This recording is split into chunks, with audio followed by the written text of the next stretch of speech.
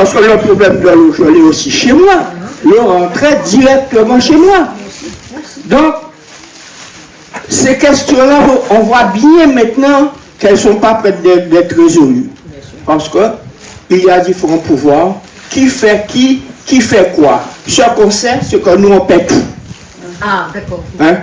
Alors, je pense que dans cette situation, il est nécessaire que les populations se réunissent, se renseignent bien sur les responsabilités de chaque institution pour savoir à qui s'adresser.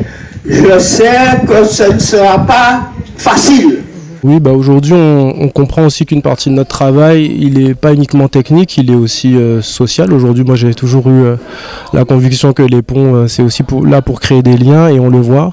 Aujourd'hui, quand ces liens sont mis un peu en péril, il y a des inquiétudes. Donc aujourd'hui, on essaye de faire au maximum avec les budgets qu'on arrive à avoir pour ces opérations-là. Aujourd'hui, cette opération, elle consiste à stabiliser au maximum l'ouvrage, tout en s'assurant de comprendre techniquement les parties les plus dégradées. Voilà. Effectivement, aujourd'hui, c'est étape par étape. On a une maîtrise d'œuvre qui cadre la plupart de nos actions, chacune de nos actions, et qui va nous questionner jusqu'au coup de truelle qu'on met sur telle ou telle partie de l'ouvrage pour pouvoir justifier en fait des bonnes règles de l'art.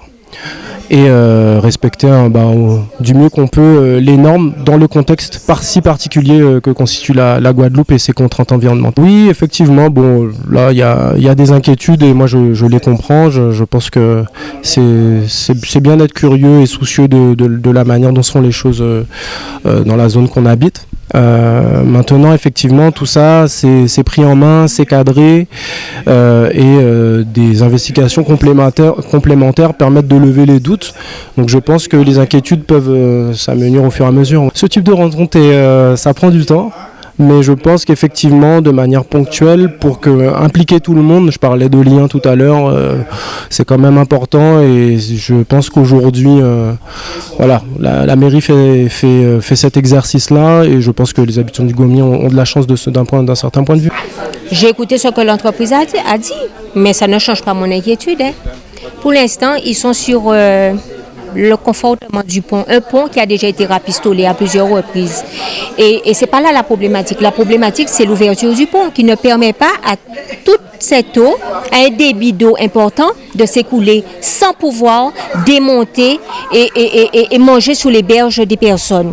Donc, s'il persiste à maintenir ce pont comme il est là, vous comprenez bien que les riverains qui habitent du côté des berges, et petit à petit leur terrain sera grignoté et un de ces quatre, le préfet va prendre un arrêté qu'on viendra coller sous la porte des gens pour pouvoir vous demander de partir parce que vous êtes en danger et que vous ne pouvez pas rester là.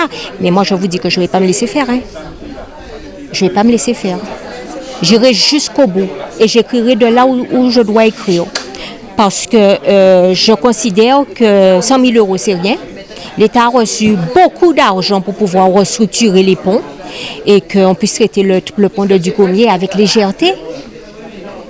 Non, je ne l'accepte pas. Oui, j'ai écouté l'information. J'ai écouté l'information du technicien qui était là, mais comme je vous dis, je ne suis pas convaincue par ces explications. Il y a des ponts qui étaient bien plus solides que celui-là, qui sont partis aux derniers événements pluvieux, et vous pensez que c'est celui-là qui va résister, alors que les berges sont déjà mangées des deux côtés. Et le talus qui tient le pont en amont, on a fait évacuer 8 personnes parce qu'ils étaient en danger à cause du talus. Et c'est ce même talus qui tient le pont. Ah mais c'est ça, le but c'est ça, le maire dans les quartiers, aller vers, c'est ça l'objectif de la municipalité, aller vers les quartiers, aller vers et aller à la rencontre des administrés. Le maire dans les quartiers, c'est ça.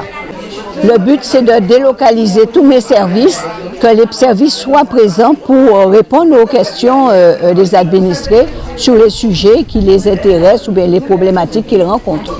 Le drame, c'est le stress finalement que portent les administrés, alors qu'il n'y a pas lieu d'être.